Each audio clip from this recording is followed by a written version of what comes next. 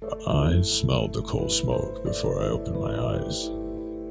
For a moment, I was 8 again, in the shop where my grandfather repaired motors. I used to sit by his old stove and watch him work. "Hannah, what was the piston firing order of a small block of Chevrolet?" he asked.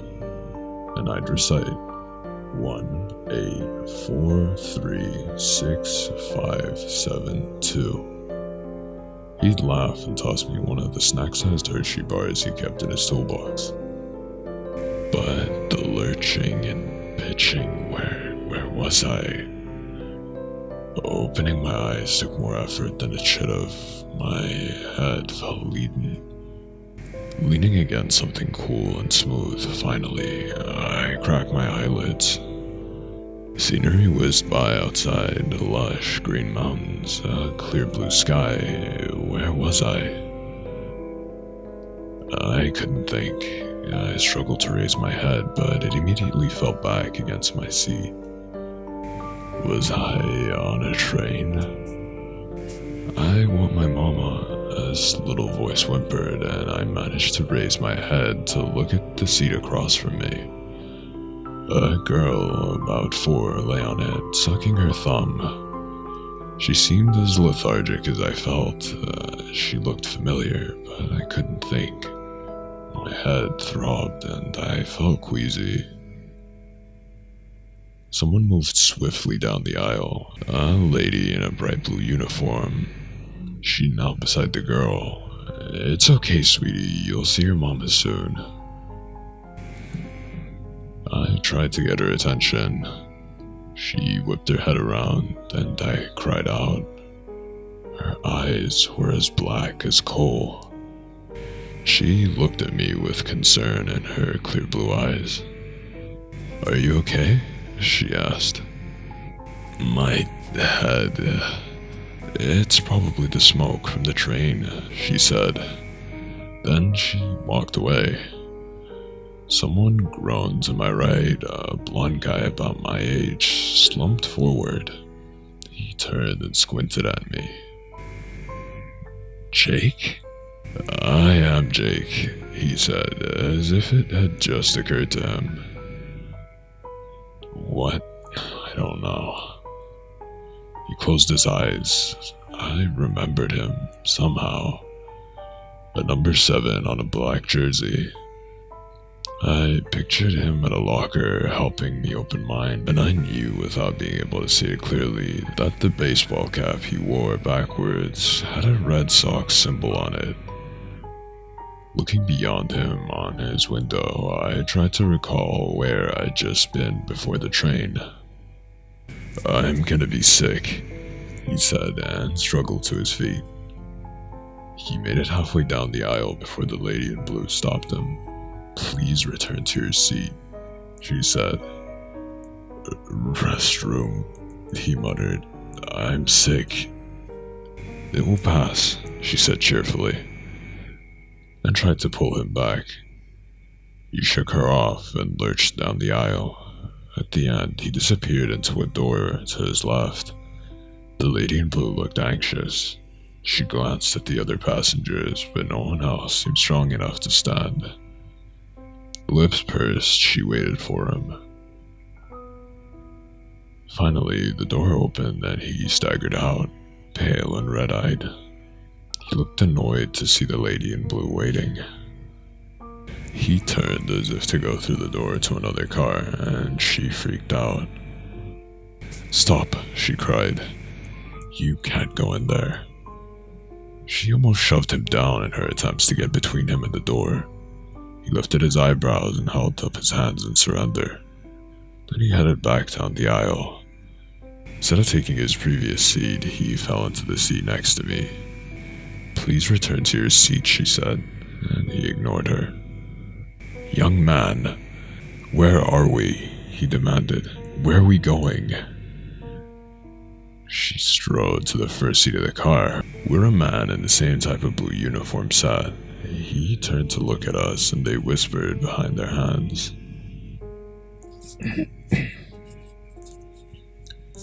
"What's going on?" Jake said. I can't remember. My head hurts. Mine too. Do you think we were drugged? He looked at me, then at the little girl in the seat in front of us. But why? The last thing I remember is Mr. Greeley yelling at me. He yelled at you for sleeping in detention. That's right, you're Hannah. I have a bad feeling, he said. We need to get off this train. The two employees still watched us. Jake lowered his head and said, "These kids, they're from our school. And the younger ones." He tipped his head at the girl. "I think they're from the daycare next door detention room." I looked at the girl surprised. "Is that Mrs. Campbell's daughter, Allie?" A voice came over the loudspeaker. "Approaching stop 105. All passengers remain seated until a service number directs you otherwise. Only people with tickets for stop 105 will be allowed to disembark there." "Do you have a ticket?" Jake asked. Before I could look, the two service members in our car moved quickly down the aisle, closing the blinds over the windows. Jake tried to stop the man from closing ours. "Leave ours open, please," he said, and the man closed it anyway. Jake reached for it and the man grasped his wrist. "Don't touch that," he said, and for a moment, his eyes flashed black. "There are things on this journey you do not want to see." Stop 105 holds many of those things. In fact, you do not wish to see any of the stops until we get to stop 110. He smiled and said, "Enjoy your ride." We watched him walk away. "Did you see that?" Jake hissed. His eyes. "Yeah," I whispered. "And hers were the same earlier." I thought I imagined it. The train lurched to a stop. "No one from our car is disembarking at this stop," the lady in blue announced with a smile. "Perhaps you should close your eyes and take a nap. It will help the time pass." She took a blanket from the overhead compartment and tucked it around me. "Rest your eyes, honey," she said. "I'll wake you when we reach your stop." A nap. I felt so groggy and my head wouldn't stop pounding. Maybe if I closed my eyes for just a minute. "Stay awake," Jake nudged me with his knee. "I can't go to sleep." I opened my eyes and noticed Allie was asleep, snoring softly. All over the car as passengers slept. Some faces I knew, others were still hazy. "Hannah," Jake whispered, "did you hear that?" I did. It sounded like wolves howling or... Moving quicker than I was capable at the moment, Jake reached across me and opened the shade. What had been sunny and lush only moments ago was dark and barren. People lurched into the darkness. The yellow lights appeared. It took me a second to realize they were eyes. Something jumped at our window and I screamed. It had a flash of scraggly black fur and yellow eyes as it slammed against the grass. Then the man in blue was there, yanking on the shade. "I told you not to touch that." "What the hell was that?" Jake cried. "Where are we? Where are you taking us?" "To a place nicer than this." "If you will listen to the rules," the man snapped, looking rattled. He stood right beside us until the train chugged in motion again, along with the howls. I imagined I heard screaming. Jake took my hand. His fingers felt icy in mine, and I looked down. His fingers were pale, the nail beds cherry red. So were mine. So were Allie's. "We have to get off this train," Jake said. His reddened eyes and lips stood out against his pale skin. "You don't look so good," he said. I was sleepy. Every time my head diffed, Jake squeezed my fingers and dozed somewhere between stops 106 and 107. But Jake kept bringing me back. The two employees in blue just still stared at us. Finally, the man came towards us. I need to see your tickets, please. He didn't even try to hide the black flash of his eyes when he said, "Now."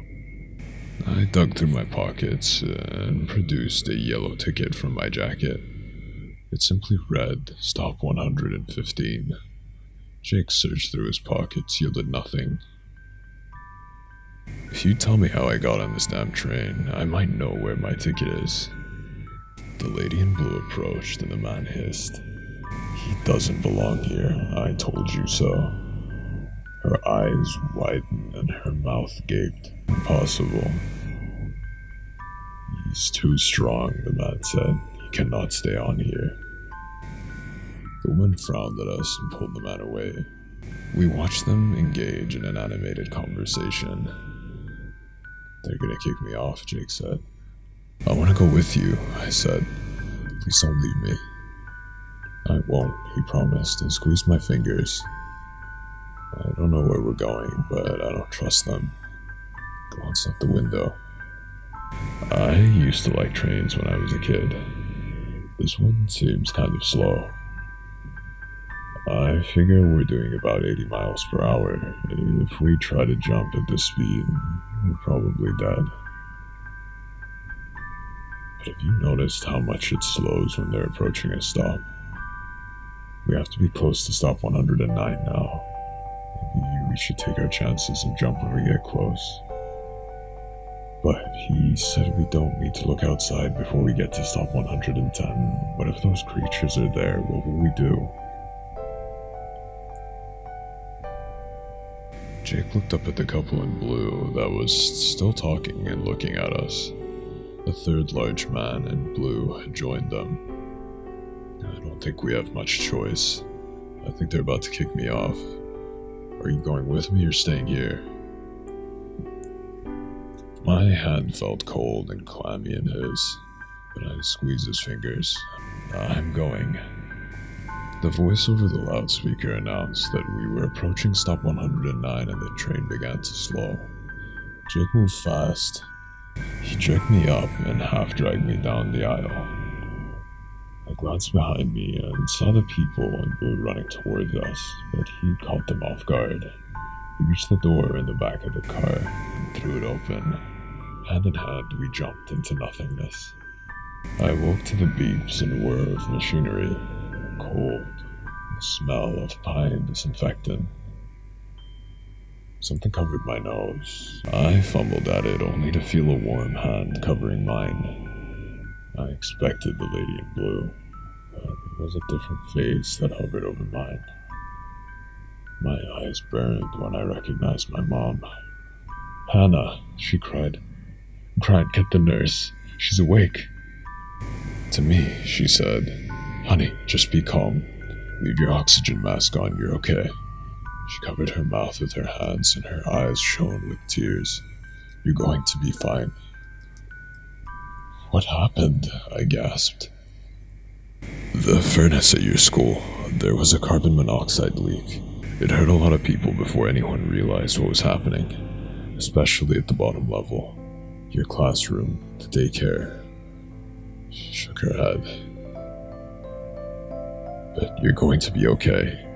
They found you in a doorway with some boy. The two of you made it outside before you collapsed. That's why you're alive." "Jake?" I whispered. "Is he okay?" My mother nodded. "He is, and he's been asking for you."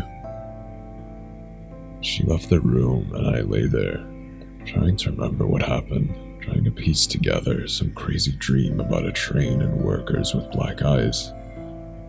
My mother wheeled Jake into the room. He smiled at me from under the bill of his Boston Red Sox hat. "Hey you," he said. "You scared me." Mom smiled and parked his chair by my bedside. I'm going to go grab a sandwich with your father and let you two talk. What happened? I asked. He frowned. I don't remember much. They said there was a carbon monoxide leak. We were the only ones from our classroom who made it out alive. I remember holding your hand, trying to get to a door, but that's about all. I wanted to ask him about the train, but that would sound crazy, right? He shook his head. What was the last thing you remember? I remember Mr. Greeley yelling at you for falling asleep. I can keep my eyes open, Jake said.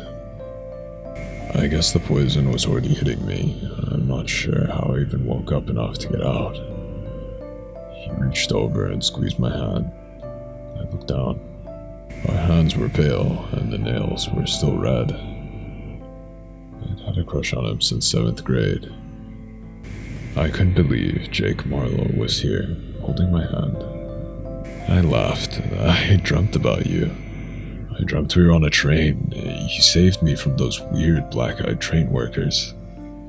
Jake's already pale face blanched. Train, he said. He pulled his hand from mine and rubbed his hands over his face, accidentally dislodging his hat. He grabbed it before it hit the floor. What the hell? I whispered, and extracted something from the inside ridge of his cap. He held it up and we both stared at it. It was a simple yellow ticket with the words, "Stop 115, printed in black letters.